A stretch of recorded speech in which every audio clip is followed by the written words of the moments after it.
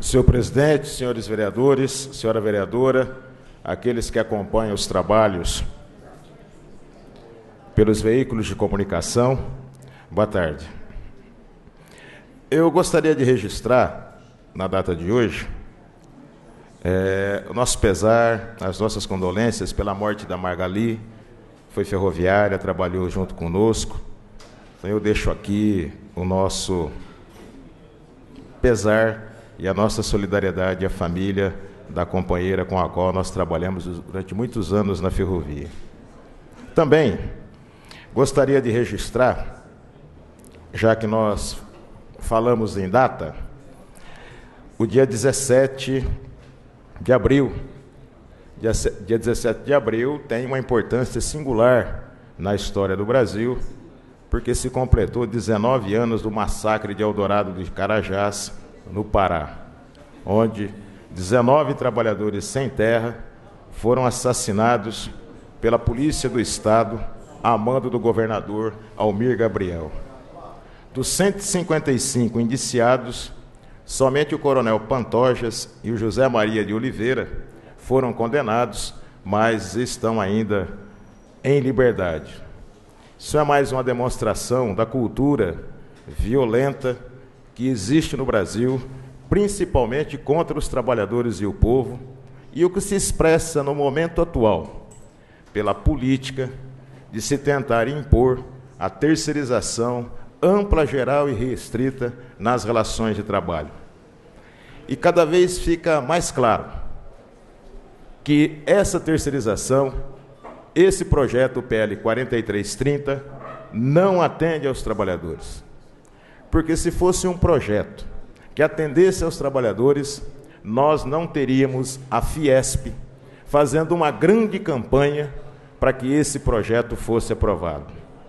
Então, de uma maneira muito simples, se um projeto e uma medida é defendida até a morte pelo patrão, o trabalhador tem que se organizar e defender ao contrário também até a morte, porque isso explica o que é a relação de exploração de classes dentro de uma sociedade. Uma outra questão também que eu considero importante, sempre é importante registrar, é o início das obras da estação de tratamento de esgoto, que ao fim e ao cabo é uma obra que abre novas perspectivas para a cidade de Bauru e também, vereador Mariano, para toda a região. E sempre também é importante destacar aqueles que fizeram um esforço para que isso pudesse ser realizado. E é importante registrar o empenho da vice-prefeita, junto ao governo federal, para conseguir os recursos a fundo perdido, quando aqui nessa casa, no mandato anterior, muitos diziam que isso seria praticamente impossível. Então, como a prática é o critério da verdade, aqueles que vaticinaram a tragédia, hoje se curvam frente a um fato que se transformou em realidade. Em relação à lei delegada, eu tenho acordo com a posição da maioria dos senhores vereadores que, hoje, frente à prática das ações desenvolvidas por aqueles PMs que são colocados a trabalhar, exercendo uma função que, na minha opinião, deveria ser feita por servidores públicos da CEPLAN, chegam à conclusão de que tem que mudar a forma de atuação e também o conteúdo dessa atuação.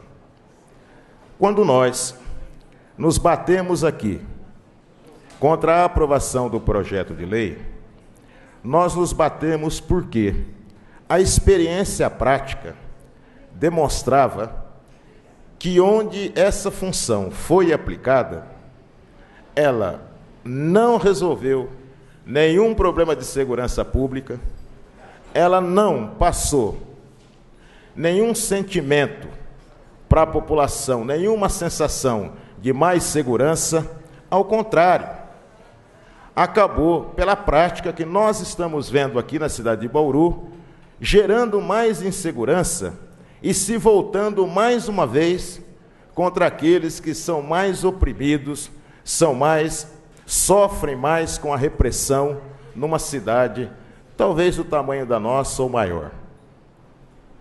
Então seria interessante, e eu acredito que nós temos que evoluir nesse debate, para podermos chegar à seguinte conclusão, que foi um erro ter aprovado esse projeto de lei. Que esses recursos, que nós não temos controle, porque o prefeito se recusa a cumprir aquilo que determina a lei, de enviar para a Comissão de Fiscalização e Controle o relatório mensal, com o nome de policiais que atuavam na atividade delegada, e qual o custo mensal disso, esses recursos poderiam ser aplicados na melhoria das condições de trabalho materiais e humanas do setor de fiscalização da Indurb, para que ela pudesse rotineiramente, da CEPLAN, para que ele pudesse rotineiramente usar o seu trabalho. Em havendo necessidade, num processo de fiscalização, os fiscais poderiam solicitar a presença da Polícia Militar, que é sua obrigação. Ela tem a obrigação de, quando convocada, atuar, sem que isso implique que se tenha que criar um sobreposto de renda para essa atividade.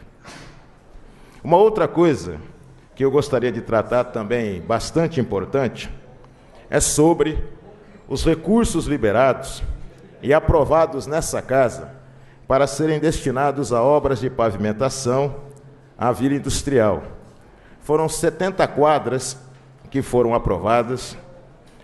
O processo passou, essa verba já está condicionada. O projeto passou pelo processo de licitação que foi concluído, e agora não há nenhum motivo para que não seja emitida a liberação para o início das obras. É importante destacar que, ao fazer um projeto dessa envergadura, vereador Mariano, os recursos contingenciados, a licitação foi feita, não existe nenhum obstáculo para o processo. A população, com certeza e com razão, reclama porque que as obras estão paralisadas, né? Não são iniciadas há mais de 3 meses. Então seria interessante que a gente recebesse do secretário de Finanças por que ele não autoriza a Secretaria de Obras a emitir a ordem de serviço para o início das obras, porque os recursos existiam e nós aqui nessa casa que votamos o projeto de lei autorizando o remanejamento de recursos da iluminação pública para obras de pavimentação, sabíamos que o dinheiro existia. Se o dinheiro existia, ele foi aprovado, então ele deve estar contingenciado na Prefeitura, no Executivo, para a realização dessas obras.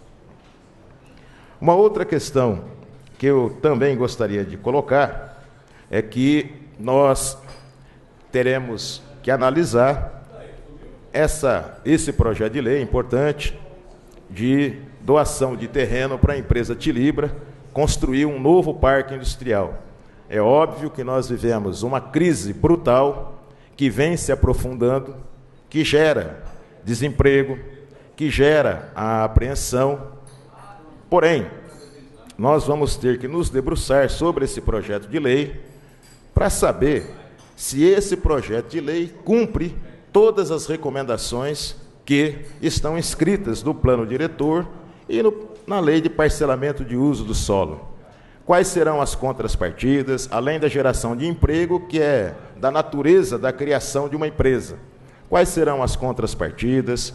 Enfim, é necessário que esse debate, que esse projeto seja discutido com muita transparência, inclusive para não gerar insegurança jurídica àqueles que vão empreender e também para que a gente não tenha surpresas mais à frente por não ter sido cumprido os procedimentos legais, os procedimentos determinados pela legislação, para que seja feita essa doação dentro da finalidade, para que nós possamos efetivamente realizar esse trabalho, criar as condições para a implantação da empresa, que vai gerar trabalho, renda, para um número significativo de trabalhadores. Muito obrigado, senhor presidente.